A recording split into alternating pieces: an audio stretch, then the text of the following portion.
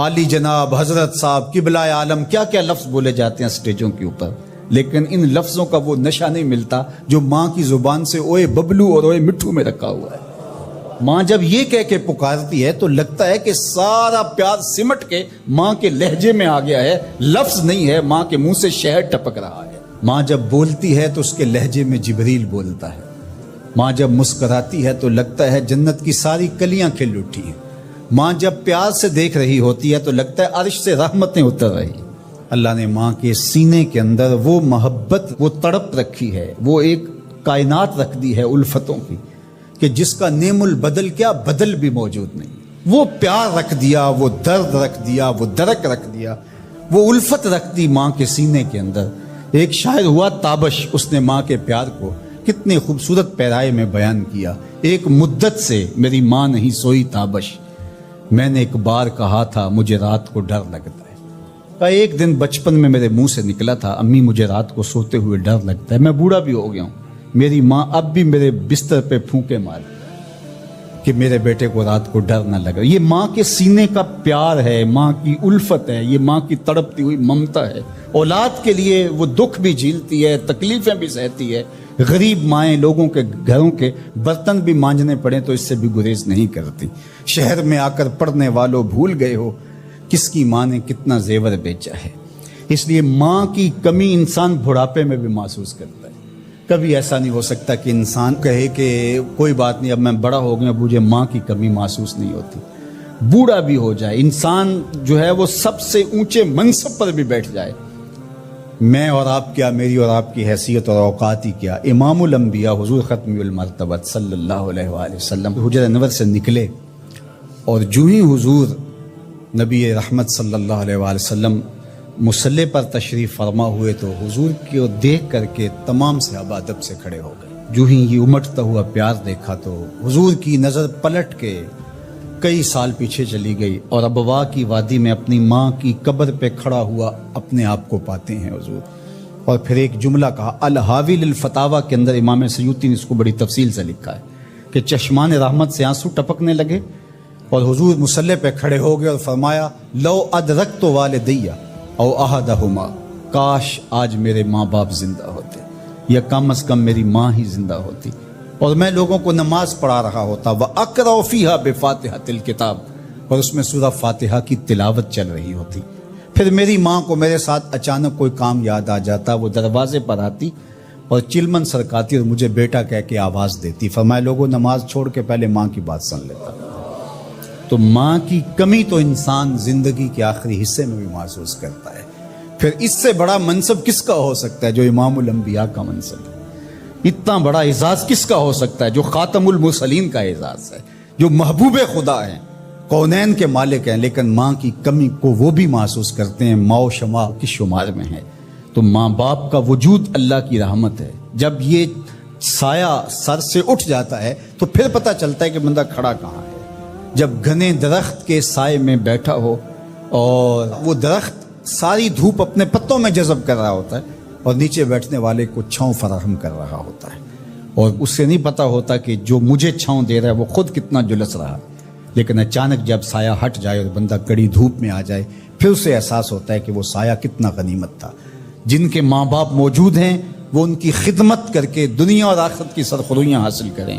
اللہ کی رضا بھی اس میں ہے، رسول اللہ کی رضا بھی اس میں ہے، اور دنیا اور آخرت کی بہتریاں اسی کے اندر پنہاں ہیں کہ ماں باپ کی تکریم بجا لائی جائے۔ عالی اللہ اکبر، ان پڑھ اور غریب ماں کی یاد میں انہوں نے بڑی خوبصورت باتیں لکھی۔ کہا عالی نسب ہوٹلوں میں کھانا کھانے میں وہ سرور کہاں جو چولہے پر بیٹھ کے ماں کے ہاتھوں سے پکی ہوئی چپاتیاں کھانے میں ملتا ہے۔ حضرت یعلا بن مرہ کی ایک کہانی سنیے۔ فرماتے غزوے سے ہم واپس آ رہے تھے، راستے میں پڑاؤ ہوا تو حضور ایک درخت کے نیچے استراحت فرمانے کے لیے لیٹ گئے، اور میری ڈیوٹی یہ تھی کہ میں تلوار لے کے حضور کا پہرا دوں۔ میں کھڑا ہو گیا، باقی لوگ بھی سو گئے، تو میں نے ایک منظر دیکھا کہ دور صحرا میں ایک درخت تھا جو ہلنے لگا۔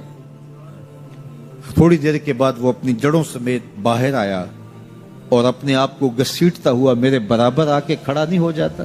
تھوڑی دیر کے بعد وہ واپس وہاں جاتا ہے اور جہاں سے اکھڑا تھا وہاں جا کے دوبارہ نصب ہو جاتا ہے۔ میرے لیے بڑے اچنبے کی بات تھی، لیکن میرے پاس کوئی تھا ہی نہیں کہ جس سے میں بات کر سکوں۔ حضور تھے تو استراحت فرما رہے تھے اور میں حضور کے آرام میں خلل نہیں ڈالنا چاہتا تھا۔ خیر حضور بیدار ہوئے تو میں نے سلام عرض کرنے کے بعد جو پہلی بات کہی وہ یہی تھی، میں نے کہا حضور وہ جو سامنے درخت ہے تھوڑی دیر پہلے وہ اپنی جگہ سے اکھڑا تھا، شاخوں کے بل اپنے آپ کو گھسیٹتا ہوا یہاں پہنچا، پھر میرے برابر آ کے کھڑا ہو گیا، پھر تھوڑی دیر کے بعد واپس وہاں جا کے نصب ہو گیا۔ یہ جب کہانی سنائی تو میرے حضور نے تعجب نہیں کیا، اچھا کیسے ہوا، کیسے آیا، کتنا وقت لگا، کتنی دیر ہوئی، کوئی سوال نہیں کیا، بلکہ فرمایا ہاذہ شجرۃ استاذنت ربھا، فرمایا یا بن مرہ یہ درخت ہے، اس نے رب سے اجازت چاہی تھی کہ مالک تیرا محبوب نیڑے آیا ہے، سلام نہ کر رہا ہوں، فآذن لہا، اللہ نے اس کو اذن دے دیا تھا یہ مجھے سلام کرنے کے لیے آیا تھا۔ درختوں کے کلیجے بھی تڑپتے ہیں کہ حضور کو سلام کیا جائے۔ وہ کہانی تو آپ نہیں بھول سکتے جب ایک اعرابی نے کہا کہ حضور میں آپ کو نبی تب مانوں گا اگر وہ درخت آپ کی نبوت کی گواہی دے گا، آپ اگر اس کو بلائیں گے۔ تو میرے حضور فرماتے ہیں میں نے کیا بلانا، جا کے تو ہی کہہ دے تجھے اللہ کا رسول بلا رہا ہے۔ درخت اپنے آپ کو گھسیٹتا ہوا حضور علیہ السلام کی خدمت میں حاضر ہو جاتا ہے۔ درخت مان رہے ہیں، چاند کا کلیجہ شک ہو رہا ہے، پتھر کلمے بول رہے ہیں، حضور کے عشق میں کائنات کے ایک ایک ذرے کا دل دھڑک رہا ہے۔ وہ کیا کسی نے کہا تھا زمین جل رہی ہے، آسمان جل رہا ہے، محبت میں سارا جہاں جل رہا ہے۔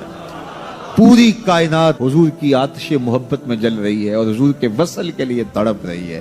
درخت ہوں، پتھر ہوں، اشجار ہوں، وہ اونٹنی جس پہ حضور سوار ہوتے تھے، غضبہ نامی اونٹنی، آپ تاریخ پڑھیں حضور کے وصال کے بعد وہ چارہ نہیں کھاتی تھی، چارہ چھوڑ دیا تھا، رو رو کے نابینا ہو گئی وہ اونٹنی، اور صحابہ نے اس کی آنکھوں پہ پٹی باندھ دی تھی، اس نے رو رو کے جان دے دی۔ جب حضور چلے گئے ہیں تو ہم نے جی کے کیا لینا ہے۔ آپ نے محبت کی لوگ داستانیں سنی ہوں گی، محبوں نے محبوبوں کے لیے کیا کچھ کیا، نہریں کھودی، تکلیفیں سہی، اذیتوں سے گزرے، سولیوں پہ چڑھ گئے، لیکن آپ نے آج تک ایسا منظر نہیں دیکھا ہوگا کہ محبوب نے لب پھینکا ہو اور محب نے اپنے ہاتھوں پہ لے کے چہرے پہ مل لیا ہو۔ محبوب کے وضو کے پانی کو زمین پہ نہیں گرنے دیتے۔ عروہ بن مسعود صلح حدیبیہ کے موقع پر واپس جب گیا تو اس نے قریش مکہ کو جا کے کہا میں تمہاری جانب سے سفیر بن کے بڑے بڑے بادشاہوں کے درباروں میں گیا ہوں، واللہ اصحاب محمد کو جو میں نے محمد صلی اللہ علیہ وسلم کی تعظیم کرتے ہوئے دیکھا ہے، واللہ آج تک کسی بادشاہ کی بھی وہ تعظیم ہوتے ہوئے نہیں دیکھی، اور جو ان کا لعاب زمین پہ نہیں گرنے دیتے، ان کے وضو کا پانی نہیں زمین پہ گرنے دیتے، وہ ان کا خون کیسے گرنے دے۔ تو جنگ کا ارادہ ترک کر دو۔ تاریخ بتاتی ہے صلح حدیبیہ کے بعد سیدھا فتح مکہ ہوا ہے، قریش کے ساتھ پھر کوئی جنگ نہیں ہوئی، اس لیے کہ ان کے دلوں پر ایک رعب بیٹھ گیا تھا۔ جب امت نبی کی تعظیم اور تکریم بجا لاتی ہے تو بتائیے کہ پھر اس امت کو تسخیر کیا جا سکتا ہے؟ وہ ناقابل تسخیر۔ جب امت اپنے نبی کی تعظیم نہ کر سکے تو پھر اس کو جس طرح چاہو جو ہے وہ مسخر کر لو، وہ ایک بھوسا ہوتا ہے، اس کے علاوہ کچھ نہیں ہوتا۔